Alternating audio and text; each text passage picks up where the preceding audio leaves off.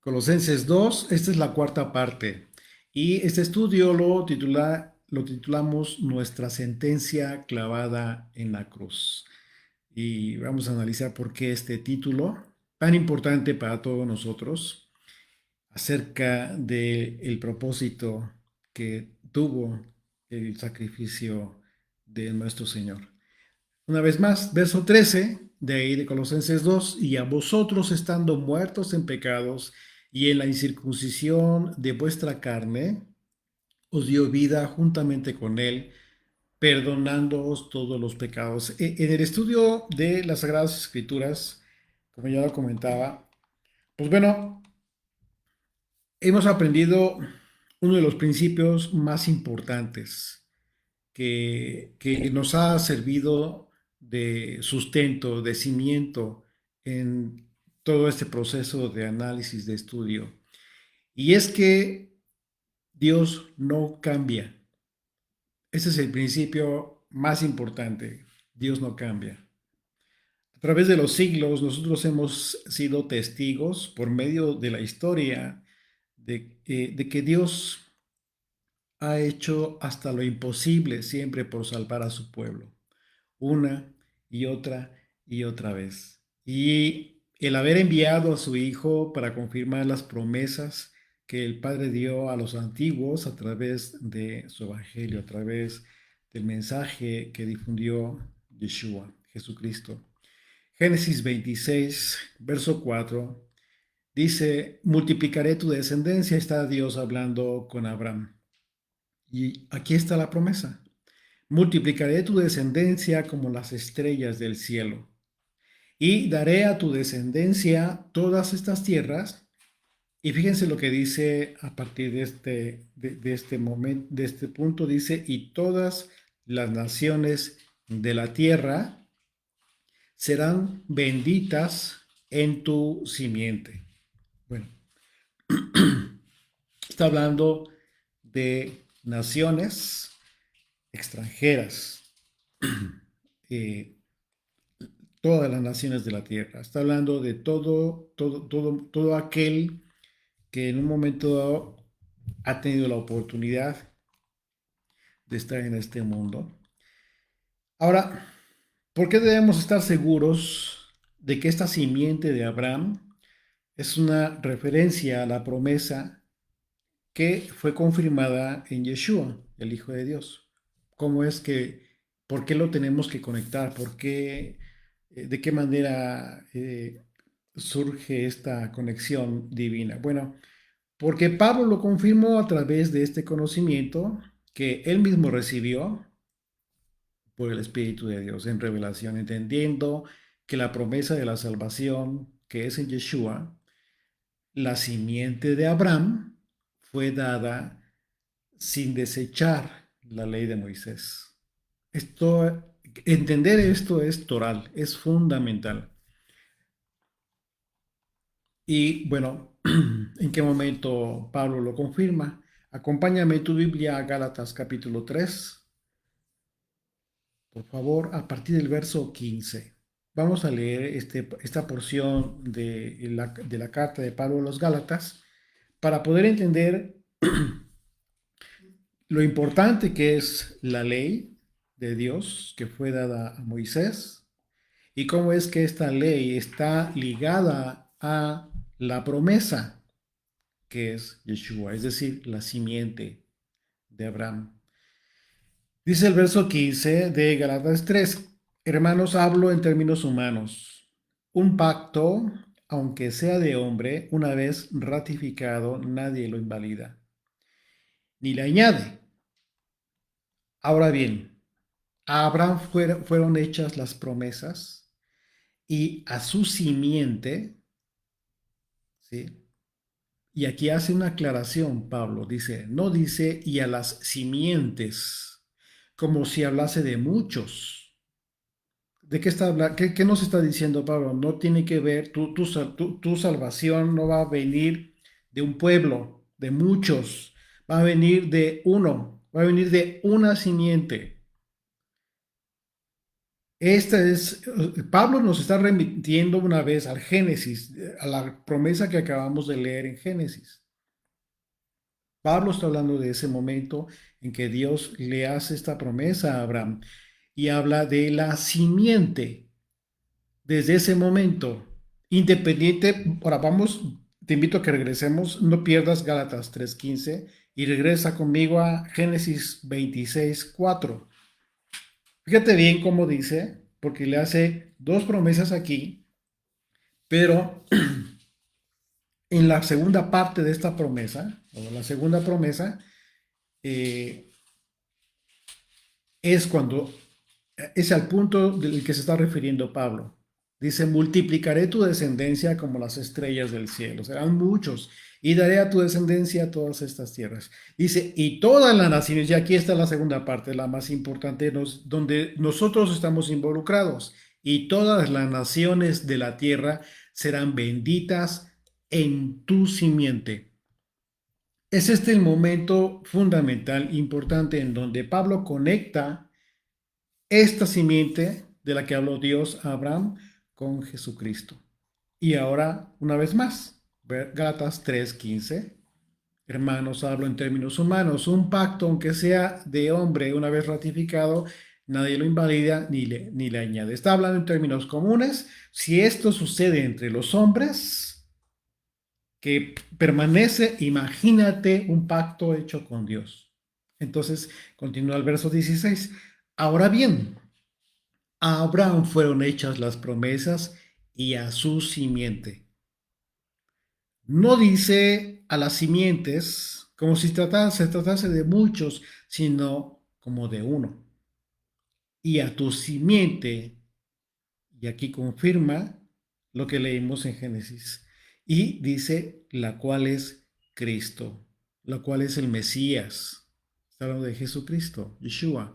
Esto pues digo, el pacto previamente ratificado por Dios para con el Mesías, la ley que vino 430 años después, está hablando del Sinaí, el momento que recibió Moisés la ley de parte de Dios, dice, esta ley no la abroga, no abroga la promesa, no la sustituye para invalidar la promesa, dice el verso 18, porque si la herencia es por la ley, ya no es por la promesa.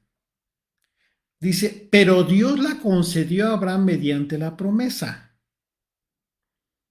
¿Ok? Dios concedió la ley mediante la promesa.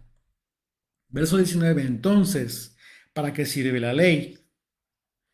Fue añadida a causa de las transgresiones hasta que viniese la simiente a quien fue hecha la promesa.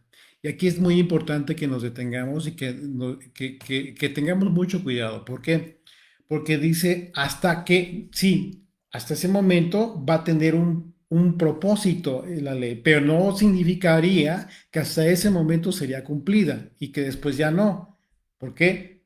Porque Pablo no puede contradecir al Mesías cuando dijo Yeshua, yo no he venido a abrogar la ley, sino a cumplirla. Y hay aquel que enseña a no cumplir. ¿Sí? Mateo 5:17. Así es de que hay que entender los términos de la expresión de Pablo. Fue añadida a causa de las transgresiones hasta que viniese la simiente, hasta que viniese Yeshua, a quien fue hecha la promesa. Y fue ordenada por medio de ángeles en mano de un mediador. Entonces, Moisés. Dice, verso 20, y el mediador no lo es de uno solo, pero Dios es uno. Verso 21. Luego la ley es contraria a las promesas de Dios. Pregunta. En ninguna manera. En ninguna manera. No es contraria. Porque si la ley... ¿Estás escribiendo? Perdón. Yo también ya no tengo señal. Vamos a ver, confirmar. Yo sigo en vivo. ¿Me confirman si estamos todavía en vivo, transmitiendo, por favor?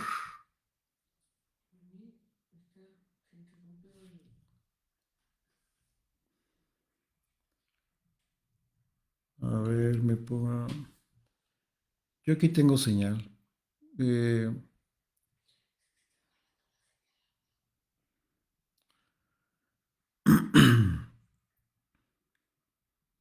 a ver, ve, ¿no? Por favor. Sí, ¿me confirman, por favor, si me están recibiendo la señal? Ah, ok, dice Janet que ya se reanudó. Sí, todo bien. Ok, muchas gracias, Vicky y Janet. Bien, vamos a continuar.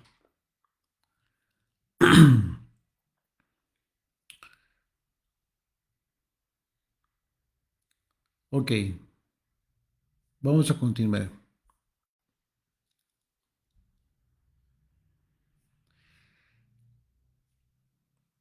Bien, entonces continuamos ahí una vez más, retomamos verso 21. Pregunta Pablo, ¿luego la ley es contraria a las promesas de Dios? En ninguna manera, porque si la ley dada pudiera vivificar, la justicia fuera verdaderamente por la ley. Mas la escritura lo encerró todo bajo pecado, para que la promesa que es por la fe en el Mesías Yeshua fuese dada a los creyentes. Bueno, Pablo, al afirmar que estábamos muertos, claramente está diciendo que nos encontrábamos en una condición de muerte espiritual por causa del pecado. Porque al vivir alejados de la ley de Dios, cualquiera está en pecado, porque su vida se encuentra en contraste, en constante transgresión. Esto de acuerdo a la definición bíblica de pecado. Y esta definición bíblica de pecado la debemos de conocer todos, de entenderla para poder entender de qué está entender de qué está hablando Pablo. ¿Y quién nos proporciona esta definición bíblica de pecado? Juan, el apóstol Juan, primera de Juan 3, 4. 3, capítulo 3, verso 4. Todo aquel que comete pecado infringe también la ley. Y luego dice, pues el pecado es infracción de la ley. Entonces, ¿qué es pecado? Es transgresión de la ley. ¿De qué ley está hablando? De la ley de Moisés. No podría hablar, el apóstol no podría hablar de otra ley. No estaría hablando de la ley de Roma. Está hablando de la ley de Moisés. Porque está hablando de pecado.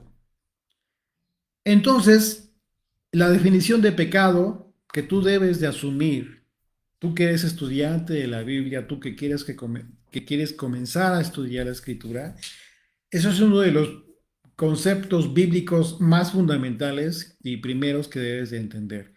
La definición de pecado no está al arbitrio del hombre, no, no tiene que ver con un aspecto subjetivo de las personas o que alguien piense que pecado es esto y que pecado es aquello. Eso es hablar al aire sin sustento. Si estamos hablando de la Biblia, utilicemos las definiciones bíblicas. Así de que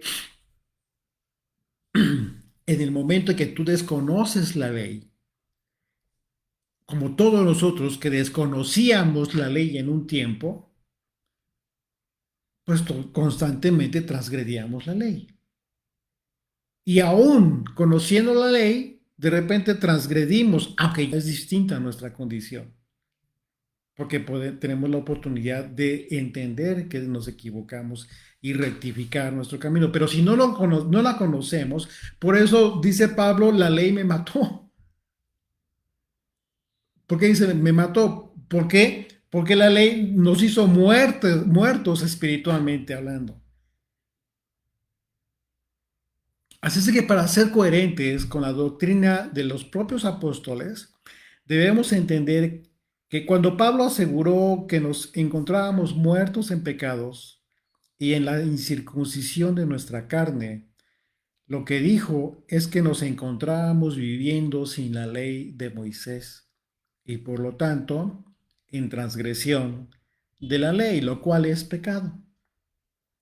Un pecado por desconocimiento, sí, claro, pero al fin pecado, pecado por hierro, por desconocimiento. Y bueno, lo maravilloso es que aún en esa condición de desconocimiento de la ley y por lo tanto teniendo vidas con constante transgresión de la ley y muchas veces por desconocerla, por supuesto, aún en esas circunstancias el Señor nos dio vida. Es decir, el Padre envió a su Hijo, la simiente prometida a Abraham, para salvarnos de las consecuencias del pecado, las consecuencias finales del pecado. Es decir, tu salvación, lo relevante de la salvación, lo fundamental, lo urgente de que entiendas la salvación en este tiempo de tu vida, es que no padezcas las consecuencias del pecado en la vida después de la muerte. ¿Por qué? Porque seremos juzgados todos, y unos para vida eterna y otros irán al fuego eterno. Eso es lo importante de este mensaje, del mensaje de Jesucristo, tan importante que dio su vida por ti y por mí. Ahora bien, lo que tú debes preguntar es, Jesucristo vino a entregar su vida en sacrificio para que tú y yo tuviéramos vida y para que continuáramos nuestras vidas transgrediendo la ley, es decir, ignorando a propósito incluso la ley de Dios, es decir, no la necesitas. O sea, debes de preguntarte eso. Bueno, una vez más, el apóstol Juan nos da la respuesta de esto, acerca del propósito que tuvo el sacrificio del Hijo de Dios. Acompáñame a Juan capítulo 3, ahí a partir del verso 16. Un versículo que se lo sabe de memoria a todos aquellos que han tomado una Biblia, que van a la iglesia, que pertenecen a una congregación, pero que continuando, después del versículo 16, de repente se tergiversa el mensaje y se desvía al creyente de la verdad. Una verdad que debe ponernos los focos rojos a todos. Dice el verso 16.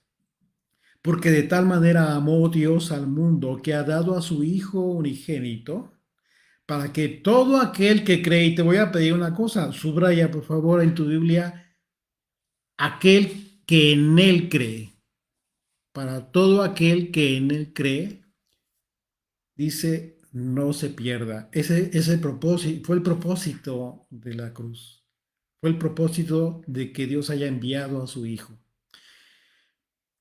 Dice, para que el que cree no se pierda, mas tenga vida eterna. Una vez más, estábamos hablando de el tiempo después de nuestra vida en este mundo. Verso 17, una vez, y aquí vamos a poner más atención, dice, porque no envió Dios a su Hijo al mundo para condenar al mundo, sino para que el mundo sea salvo por él. Ese fue el propósito, para que el mundo sea salvo por Yeshua. Verso 18.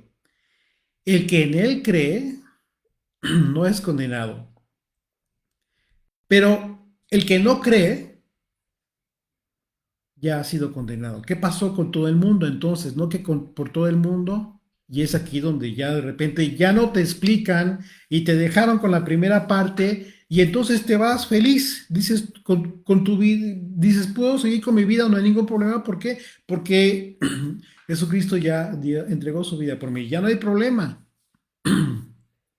Sí, pero Continuamos, dice una vez más, voy a leer el verso 18. El que en él cree no es condenado, pero el que no cree ya ha sido condenado porque no ha creído en el nombre,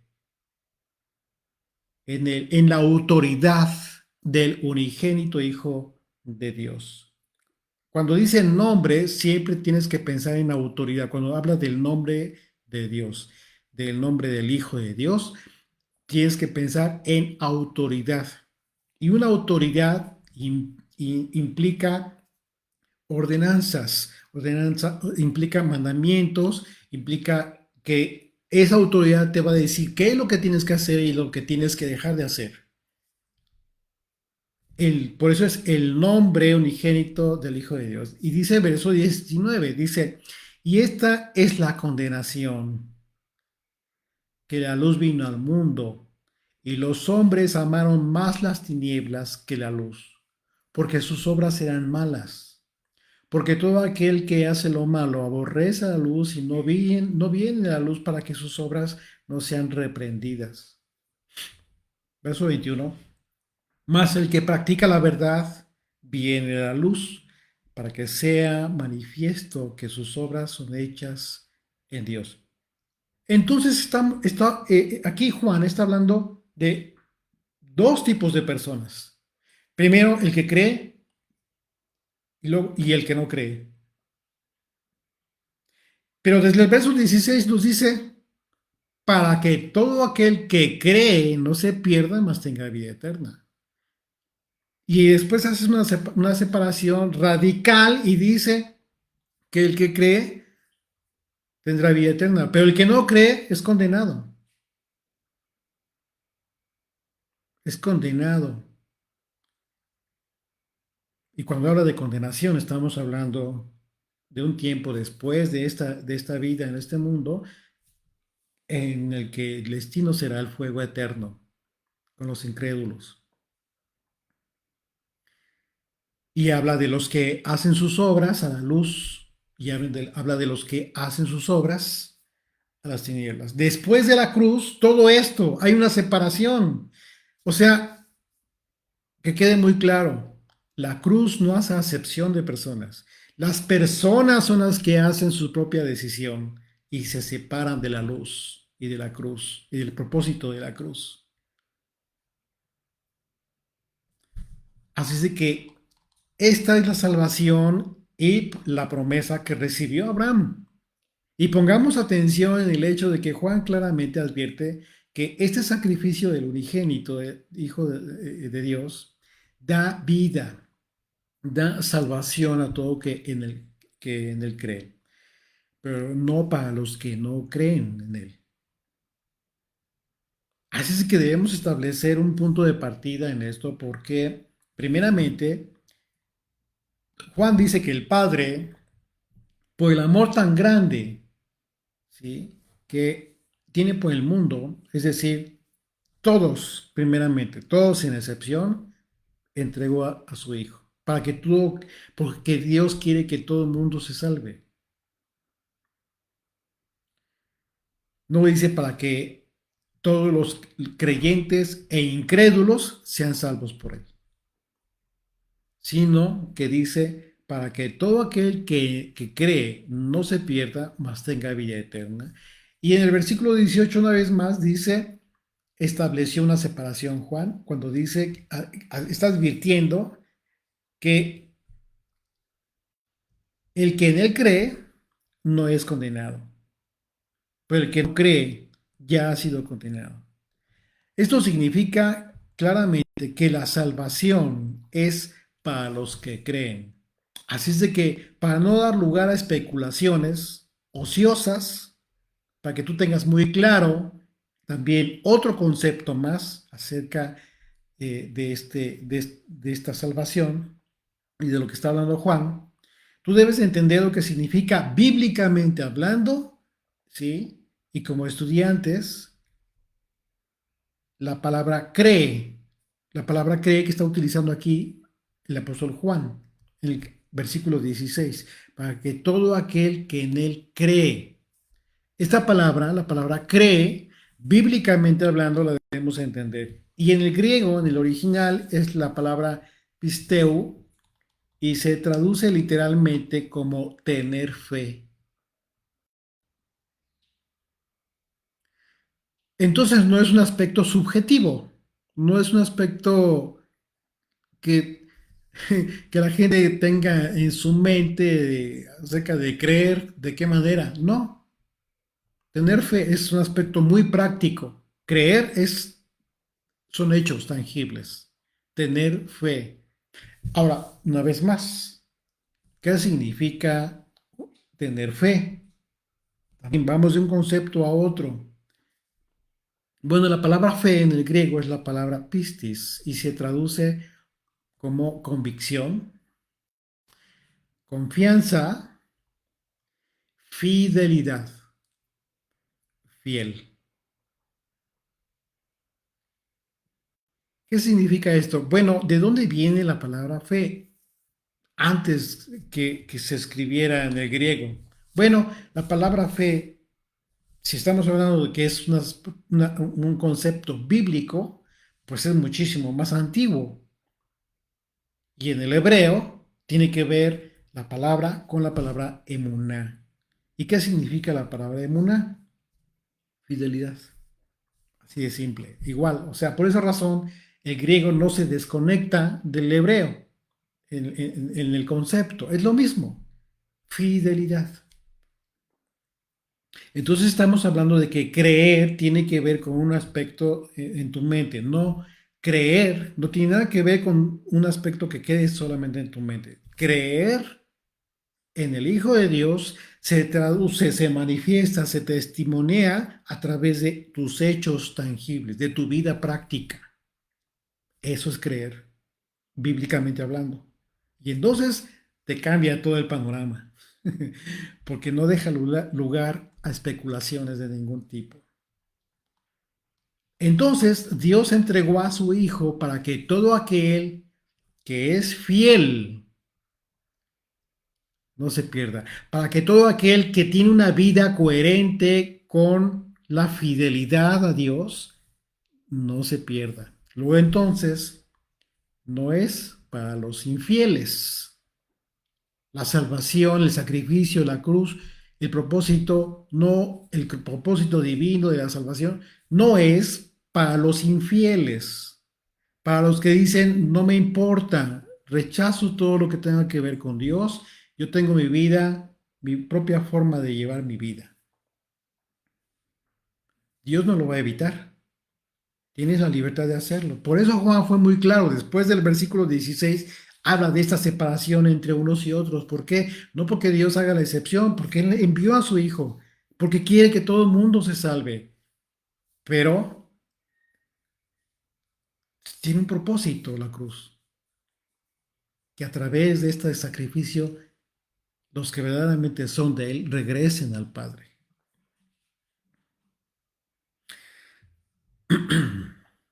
Así es de que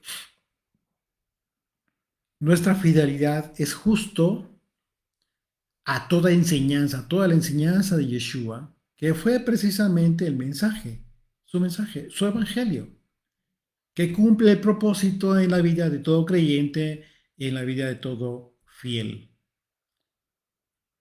Así es de que cuando tú digas que crees en Dios, lo que estás diciendo es que tu vida está regulada por la ley de Dios, conforme a su voluntad. Porque otro aspecto también es ese, ¿no? La voluntad de Dios no es lo que tú creas. Está muy claro. Ahí está en toda la ley de Moisés. Esa es la voluntad de Dios. Eso es creer en Dios. Que tu vida esté coherente a todos estos preceptos. Así es de que lo que Dios espera entonces de todo fiel, de todo aquel que cree, es que regrese al Padre como siempre lo ha esperado por parte de su pueblo. Esto es cíclico, siempre lo ha hecho Dios, porque ese es el objetivo de haber enviado a su Hijo. ¿Y cómo podemos comprobar, una vez más? Son evidencias. ¿Cómo podemos comprobar que regresar al Padre es el propósito, fue el propósito de la cruz de Yeshua. Pues una vez más con las propias escrituras. No tienes que ir a ningún lado, no tienes que escuchar voces ajenas, las propias escrituras. Te dicen, te muestran cómo fue que en diversas ocasiones, a través de la historia de Israel, el Señor siempre se preocupó por salvar a su pueblo. Siempre estuvo preocupado, atento de su pueblo. ¿Qué era lo que sucedía? Bueno, solo esperaba que le buscaran. Por ejemplo, en el libro de los jueces vemos que hubo épocas en las que Israel se alejó de Dios. Se olvidaban de obedecer la ley de Moisés. Tú puedes leer el libro de los jueces y te vas a dar cuenta que el motivo por el cual el pueblo de Dios comenzaba a alejarse cada vez más de Dios era porque comenzaba a dejar de cumplir los preceptos de la ley de Moisés. Y comenzaban de repente a vivir sus vidas de acuerdo a otras costumbres extranjeras. Costumbres que muchas de las ocasiones ya iban en contra de la ley de Moisés, de esta guía que dejó Dios para que tuvieran vidas correctas el pueblo. Y eso siempre ha sido una tendencia natural del hombre, hacer lo que quiere, lo que hace es cumplir su propia voluntad.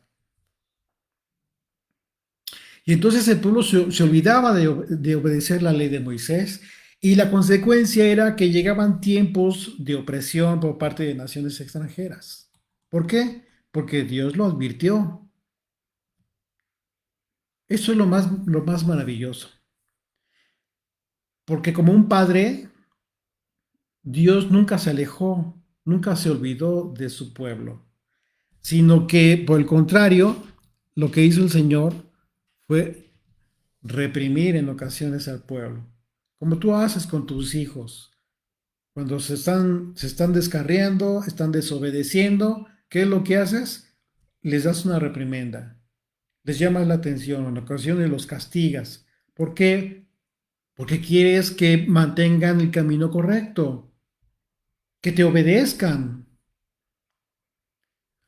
Y entonces lo que hacía Dios era esto, permitía que naciones extranjeras llegaran al pueblo de Israel y los oprimieran, los dominaran. Y entonces llegaba el momento en que el pueblo clamaba a Dios. Ya no podía con la esclavitud, ya no podía con tanta opresión, con tanto maltrato de naciones extranjeras, ¿sí? Y venía en el pueblo un estado de arrepentimiento por su rebeldía. Y entonces el Señor escuchaba este clamor. Y en el momento que Dios escuchaba este clamor, enviaba un libertador.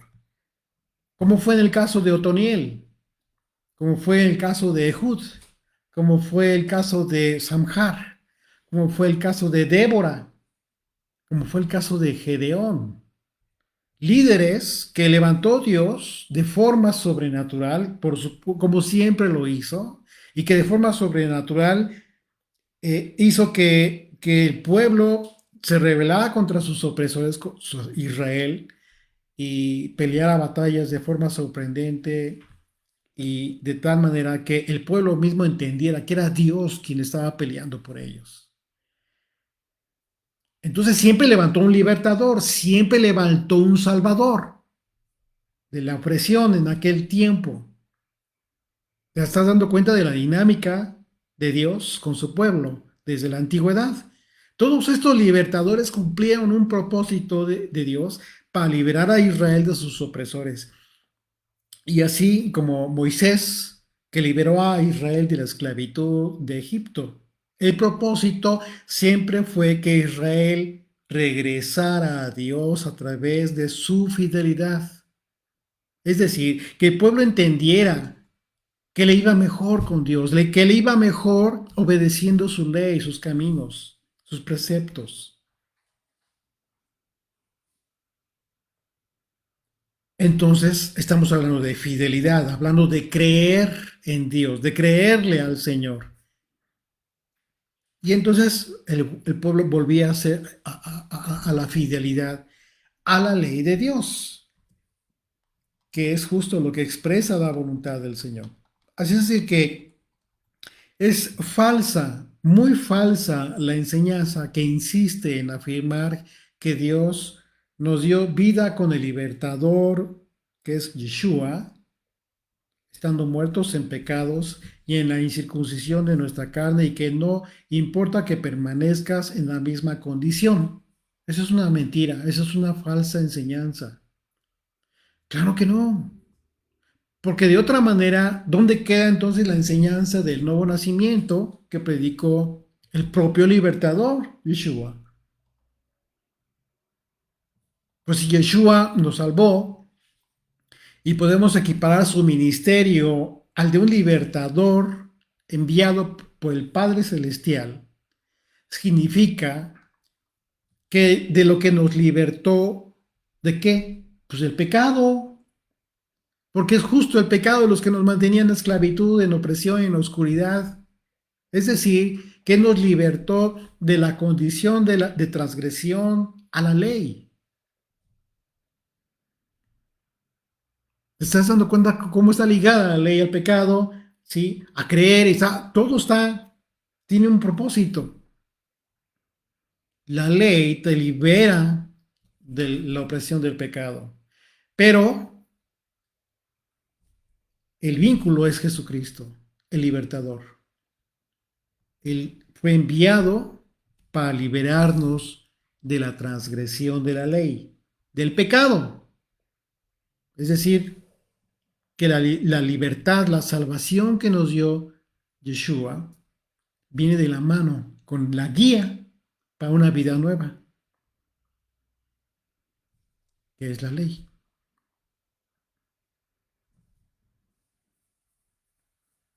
Así es que,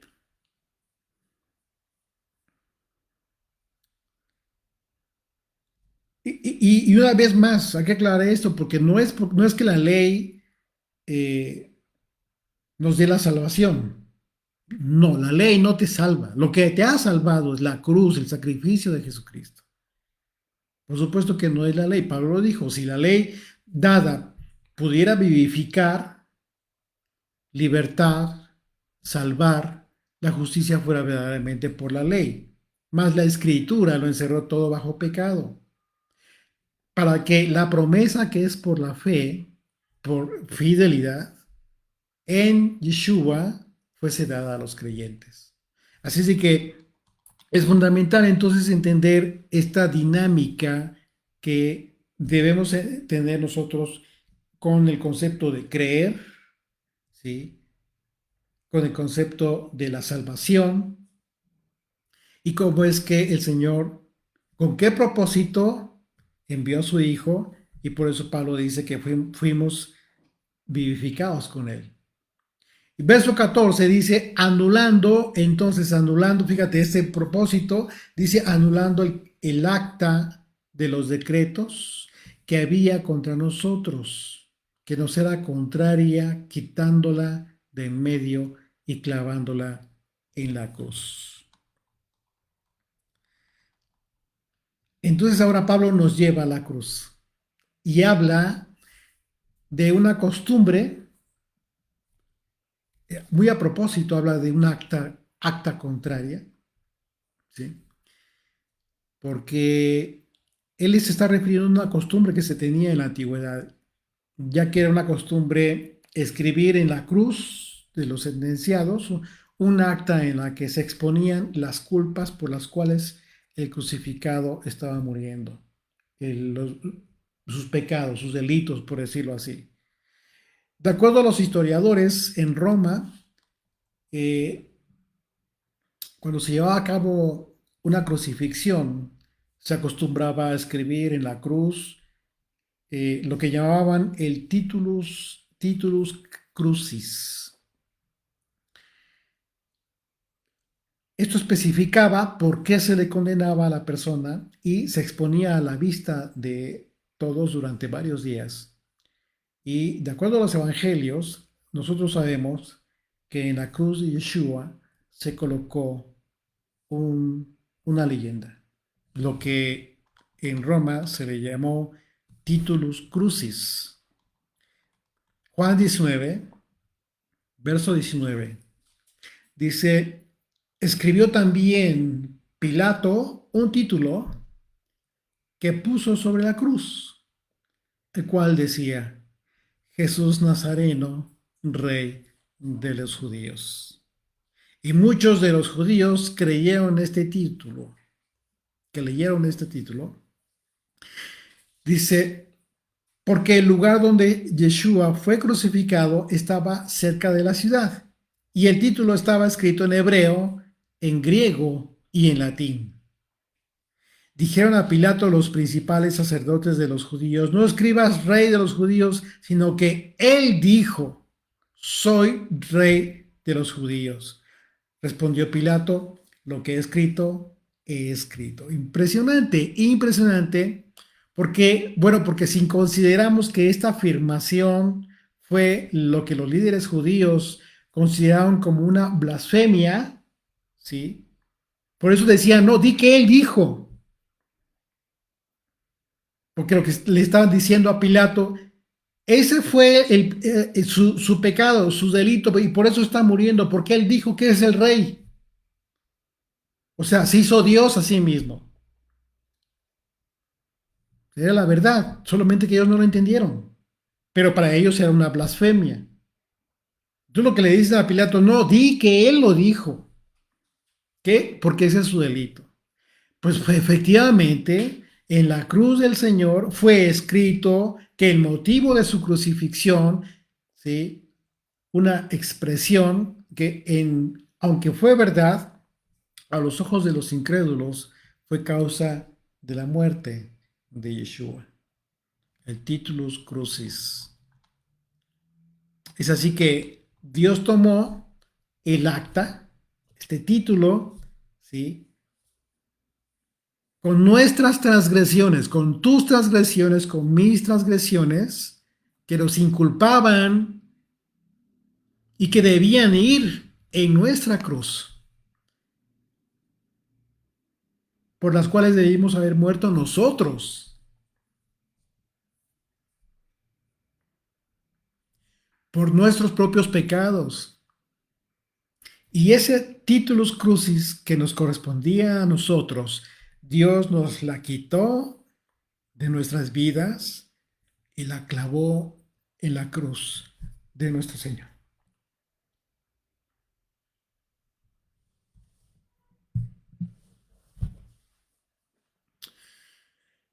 La idea es que, aunque fue un hecho que se ocurrió en el pasado, esos efectos, sus efectos, los efectos de esa cruz perduran hasta hoy. Los efectos de de haber quitado esa leyenda de pecados por las cuales debimos haber muerto nosotros, perduran hasta el día de hoy. El Salvador fue clavado en la cruz y juntamente con él nuestras culpas que nos condenaban. Esa es nuestra salvación. Y ese es el motivo por el cual Juan dice claramente, por esa razón, Dios amó tanto al mundo que entregó a su Hijo, para que tengas la oportunidad de ser salvo, para que abraces el propósito de la cruz a tu vida y no continúes una vida de transgresión, sino que tengas un cambio y que tus obras cambien y que puedan ser vistas a la luz y que seas juzgado libremente, pero no para que tus obras continúen en la oscuridad, en lo oculto. Así que Pablo entonces usa esta figura, una figura como de contabilidad, de aspectos contables, para explicar lo que ocurrió en la cruz. de una forma muy práctica. Cuando una persona contrae una duda, una deuda, tú contraes una deuda, se suscribe un documento, un documento que avala esta deuda y es firmada por el deudor, en donde se compromete a pagar. Afirma, confirma que debe ese dinero y que lo tiene que pagar. Y en su caso, puede ser un pagaré, lo que vendría siendo el acta de decretos, de la cual está hablando el apóstol Pablo en su analogía. Así es que por causa de esta deuda, la persona queda atada al prestamista. Este documento, pues, es una prueba legal de que la deuda existe. Ahí está tu deuda. Pero cuando se cancela la deuda, por causa del pago, el acta, el pagaré, es anulada, es borrada. Ya no hay deuda. En este caso, tu deuda fue pagada por alguien más. Tú no la pudiste haber pagado jamás. Alguien más vino y la pagó. Y entonces el acta de decretos ya no te perteneció a ti, sino a aquel que asumió la deuda. Por eso Pablo dice fue clavada en la cruz. Esto es exactamente lo que hizo Yeshua con nosotros. Nosotros estábamos endeudados y quien constantemente nos recordaba esa deuda era Satanás. Porque hasta antes de la venida de Jesucristo, al estar en nuestros pecados, toda persona, Satanás era nuestro opresor. Como sucedía con Israel en tiempos de las opresiones de las naciones cananeas, de las naciones extranjeras. Sin embargo, recibimos un libertador, una vez más. Solo que en esta ocasión el libertador persiste por siempre. Porque por eso Juan estableció esta diferencia entre los que creen y los que no creen. Porque la muerte del Hijo de Dios surte efectos de salvación para siempre, para todo aquel que en él cree, es decir, para todo aquel que es fiel a él. Yeshua borró ese pagaré de deuda para, y que fue suscrito con cada una de nuestras transgresiones y que nos mantenía atados a aquel que constantemente nos hacía creer que le pertenecíamos, es decir, el maligno, el ladrón, el que hurta, el que se vale del engaño, incluso que usa a los propios hombres, a otros que han creado ordenanzas, mandamientos de hombres para mantener cautivos, encarcelados en la oscuridad a los que en realidad le pertenecen a Dios y no a Satanás. ¿Por qué? Porque Él ya fue vencido en la cruz, el opresor de este siglo. Romanos 7, verso 12. De manera que la ley a la verdad, pon atención en esto que dijo Pablo. Dice, de manera que la ley a la verdad es santa y el mandamiento santo, justo y bueno. Luego lo que es bueno vino a ser muerte para mí. Pues claro, porque se dio cuenta que era un muerto espiritual. Pero pregunta, dice, luego es bueno, dice, luego lo que es bueno, es decir, la ley, vino a ser muerte para mí. En un sentido, le hizo ver su pecado. Pero una vez que está bajo la ley, una vez que está convertido, entonces dice, ok, ya creo en el Señor, ya soy de Él, ya entendí mi salvación. Entonces la ley es muerte para mí, por eso dice de ninguna manera, sino que el pecado, para mostrarse pecado, para mostrarse como transgresión, produjo en mí la muerte por medio de lo que es bueno. Por eso es importante que entiendas y conozcas la ley, porque la ley es lo único que te va a decir en qué estás mal y lo que tienes que transformar de tu vida. ¿Por qué? Porque si pues, te está diciendo la ley Estás muerto si continúas así. Y vas para el fuego eterno si continúas así. Una vez más, en ninguna manera, sino que el pecado, para mostrarse como transgresión, produjo en mí la muerte por medio de lo que es bueno, es decir, por medio del mandamiento, a fin de que por el mandamiento el pecado llegase a ser sobremanera pecaminoso, es decir, sobremanera totalmente transgresor de lo que es bueno, de lo que le agrada a Dios. Y fíjate bien cómo es que el contexto en el que pone la ley de Dios Pablo. Desde el verso 12 dice de manera que la ley, a la verdad, es santa. Ahí te dice todo, Pablo, acerca de la ley. Y el mandamiento santo, justo y bueno. ¿Alguna duda de si Pablo en algún momento dijo que no cumpliéramos la ley?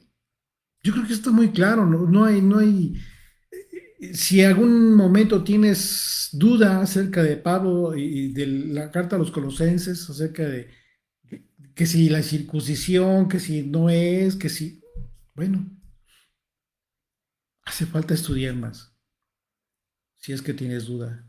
Pero nunca digas que no sin haber entendido el propósito de lo que está escrito. Pablo, antes de ser llamado por Yeshua, él fue un celoso de otra ley, de la ley tradicional de los hombres, la ley de los líderes judíos. Pero cuando tuvo la revelación del Mesías acerca de cómo debía entender la ley del Padre, entonces Pablo amó la ley del Señor. Por eso dijo que la ley es santa y el mandamiento santo, justo y bueno. ¿Acaso no son esos los atributos que anhelamos en nuestras vidas? Claro que sí. La evidencia, por contraste, es necesario que nuestros espíritus pudiéramos tener la conciencia de lo alejados que estábamos en un tiempo del Señor y de su santidad y de todo lo bueno que Él representa para darnos cuenta de que estábamos muertos en vida, en una condición similar a la de aquellos leprosos, ¿sí? Que era posible incluso ver sus huesos en sus rostros y su piel cayéndose a pedazos. Así nos vimos cuando fuimos conscientes de la santidad de aquel que murió por nosotros. Entonces, en el momento que tienes esta revelación de tu condición de muerte espiritual en la que tenías, ¿cómo no amarlo a Él? ¿Cómo no amar su ley?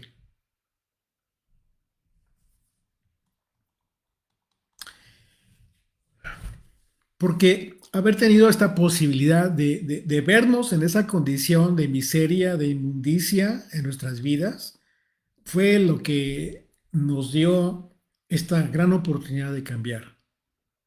Y si tú todavía te preguntas si hay algo que cambiar en tu vida, considera esto. Esta es la oportunidad que Dios te está dando para cambiar tu vida. Porque ahora sabemos que queremos una vida mejor. Y si verdaderamente amamos a aquel que nos ha dado vida, juntamente con Él en su resurrección, es tiempo de manifestarlo en nuestras propias vidas. Es tiempo de manifestar que creemos. Es tiempo de manifestar que somos fieles a Él. ¿Cómo hacerlo? ¿Qué es lo que tienes que hacer? Una vez más, Yeshua mismo lo dijo y lo escribió Juan, capítulo 14, verso 15. Si me amáis, guardad mis mandamientos. Si me amas, guarda mis mandamientos. Y yo rogaré al Padre y os dará otro consolador, para que esté con vosotros para siempre. El Espíritu de verdad, el cual el mundo no puede ver. Una vez más, aquí Yeshua está haciendo una separación entre los que son de Él y los que son del mundo, y los que pueden recibir al Consolador y los que no lo ven, no lo conocen. Y yo rogaré al Padre y os dará otro Consolador, para que esté con vosotros para siempre, el Espíritu de verdad, el cual el mundo no puede recibir, porque no le ve, ni le conoce. Pero vosotros le conocéis, porque mora con vosotros y estará con vosotros. ¿De quién está hablando? De los que creen en Él, de todos aquellos que abrazaron el propósito de la cruz, de la muerte, de ese sacrificio hermoso, maravilloso del Señor. ¿Acaso no contamos con suficiente evidencia escritural para confirmar que ni Yeshua ni el apóstol Pablo desecharon el cumplimiento de la ley? Todo lo contrario. Las cartas de Pablo fueron dirigidas a personas que verdaderamente querían agradar a Dios y aprender a creer, es decir, aprender a ser fieles al Señor. La vida que hemos recibido de Yeshua y que surte efectos en nuestras vidas por el hecho de creer, por el hecho de ser fieles, pues constituye un acto de purificación, ¿sí? De modo que el nuevo nacimiento, ¿sí? Y este acto maravilloso de purificación de pecado, pues complementan un nuevo pacto en nuestras vidas, conforme a lo que prometió Dios desde la antigüedad. El profeta Ezequiel, en el capítulo 36 de su profecía, dice el verso 25: esparciré sobre vosotros agua limpia, y seréis limpiados de todas vuestras inmundicias. ¿Cuál es esta agua limpia? La ley del Señor. Es lo que te purifica. Es lo que va quitando lo que está mal en tu vida. Y de todos vuestros ídolos os limpiaré. Os daré corazón nuevo y pondré espíritu nuevo dentro de vosotros. Y quitaré de vuestra carne el corazón de piedra, y os daré un corazón de carne.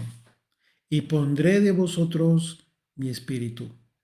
Y haré que andéis en mis estatutos y guardes mis preceptos y los pongas por obra. Así es de que no te olvides de este gran principio bíblico que persiste para siempre y que es el cimiento de nuestra fe. Dios no cambia, sino que se mantiene fiel a sus palabras y a sus promesas. Así es de que nos toca a nosotros decidir si creemos, si somos fieles a sus preceptos, a sus mandamientos, para ponerlos por obra. Amén. Señor, gracias Padre Santo por este tiempo de meditación que nos regalas, por este tiempo hermoso en el que una vez más nos haces ver el hermoso regalo que nos has dado, la oportunidad de abrazar el propósito de la cruz, de entender cuánto nos amas, Señor, cuánto nos amas, que diste a tu Hijo para morir por nosotros. ¿Cómo no cambiar nuestras vidas cuando entendemos este sacrificio? No tenemos más que decir, Señor, más que gracias. En tu nombre oramos. Amén.